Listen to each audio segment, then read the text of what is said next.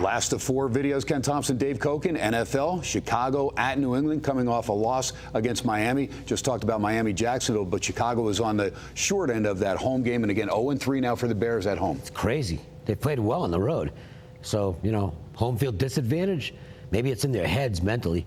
I know one thing, we see this continuously. You got a lot of people talking about dissension in the Bears locker room after last week. Brendan Marshall's not happy with Cutler. That stuff, that gets so overblown. These things happen all the time. Look, I used to be around a pro hockey team on a daily basis. This is going back to, the dark ages, because I'm older than dirt. But there have disagreements all the time. You get that many guys together on a daily basis, it's like marriages, okay? There's squabbles all the time. So, they're frustrated. They lost the football game. Too much is being made out of this. Of course, it's great fodder for the talking heads on TV. Oh, the Bears locker room's in trouble. Trestman better get it together. It's not a big deal at all. Right. Okay. Talk to me about New England now. You know the Patriots pretty well. Earlier in the year, you're hearing it could be Brady's last year. Well, I don't know where that came from, but Brady's fine. The Patriots are.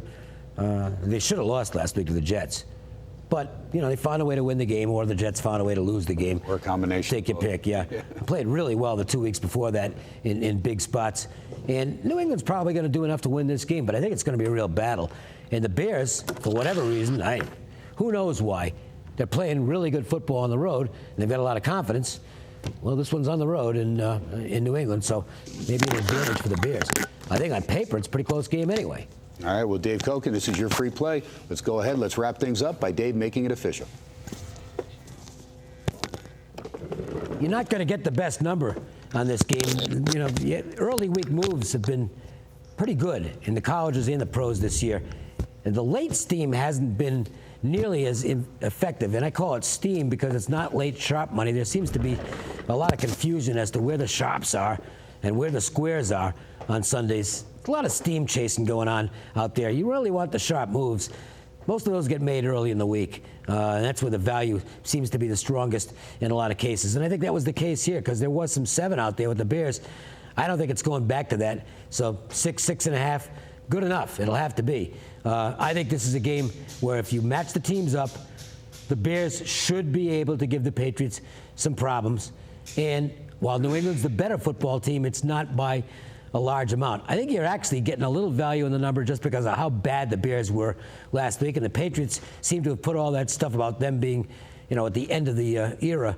That seems to be washed away at this point. They're on a winning streak, and they're probably going to win the division by 2 or 3 games. That's just the way it goes in New England. I don't think they're going to win the Super Bowl, but they're still a good team. The Bears need to put forth a good effort here. Now, it is an important game for Chicago. Off what happened to them last week, they can't afford to go in here and get spanked by the Patriots. Then you've got some concerns that maybe this is a slump taking place and the team could fall apart at that juncture. I don't think they will. I think they go in and give New England a battle here. Last possession game comes down to a field goal. The guy on NFL Red Zone, Hanson, he's going to be going nuts. Take the Bears plus the points. Should get you paid here. Dave, let me get your take as being a handicapper for a long time. When do you look, if you can, to buy a half point to a key number? In other words, if you can buy from 6.5 up to 7, would you do it? Would you pay the extra juice?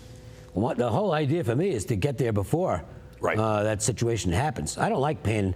I don't like buying points because I'm cheap. No, I am. I'm not saying that to be funny. No. I don't like laying $1.20. How many times does it actually work out? And that's the thing. And I'll say this as candidly as I can. I've never made any secret. The NFL is not my strongest sport. Right. Mine either. So to me, I don't want to go ahead and make it 120 when I can get 108. To me, it doesn't pay. And I'm more likely to do it on a 3 than I am a 7 anyway. Okay. Because in a 3, I'm looking at a game that's probably going to be real close. At least that's the way I make it. And a 7, I'm not so sure it's going to be. Right. It could be a game where, if the Bears lose the game, there's as much chance they lose the game by 14 as they do by 6 or 7. Gotcha. So, there's schools of thought on that. And I know there's people that are going to disagree, say, you should always buy to the key number. it's all a matter of personal taste. And for me, if I can avoid paying extra vig, I will generally do so. There you go. Good stuff. Dave Cokin says go ahead, take the Bears against the Patriots. He looks for them to have another solid road effort where they have been solid on the road. Again, 0-3 at Soldier Field, but playing very well on the road. We'll be back next Wednesday with some more videos. Cokes, what do you have? The Giants in 4, 5? I don't have the series play. I just played one game at a time. But your prediction right now, after based off game 1, well, you thought they were going to win that anyway. Oh, hell, all right. I'll say the Giants in 4. What the hell? Why not?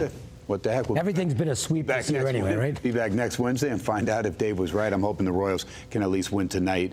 And we'll see. The Peavy's been pitching very well. 1.40 ERA in his last 11 starts. And the Giants looking like a team that's going to win their 3rd World Series in the last 5 years. We'll find out next Wednesday how things are working out. Ken Thomson, Dave Cokin, hoping all your games turn out well. Enjoy your weekend. Talk to you next week. Pregame.tv.